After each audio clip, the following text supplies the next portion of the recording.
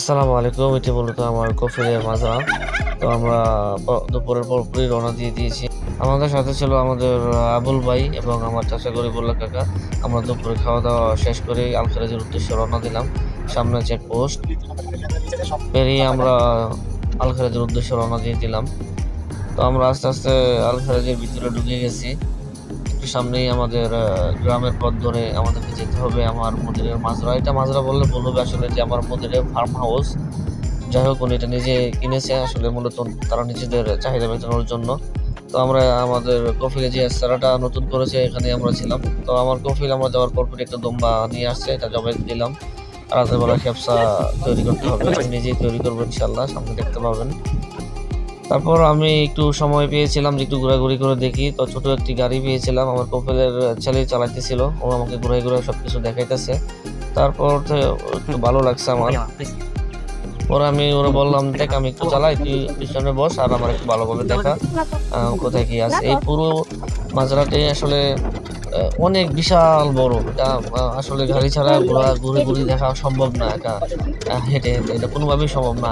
এই এই এই সাইড থেকে ওই সাইডে যেতে মিনিমাম 30-35 মিনিট সময় লাগে, হেঁটে আমি যাই।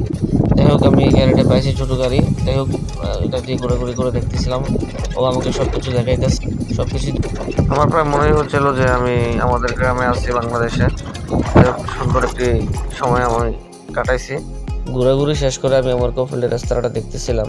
সামনে একটি জলসা আছে, এখানে নিচে আমার কফিলেরা বসে চা কফি পান করে। আর সামনে অনেক খেজুর গাছ লাগিয়েছে, অনেক গাছ লাগিয়েছে, ফলের গাছ, ফুলের গাছ। খুব ভালো লাগতেছিল পরিবেশটা, আসলে সুন্দর। অনেকটা সময় ঘোরাঘুরি করলাম, এখন সন্ধ্যা হয়ে যাচ্ছে। আসলে রাতে খেপসা তৈরি করতে হবে, আমি নিজেই তৈরি করব, সামনের ভিডিওতে দেখতে পাবেন।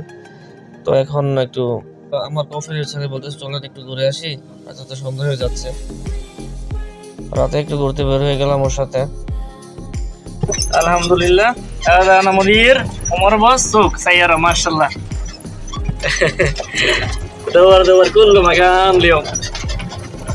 الحمد لله.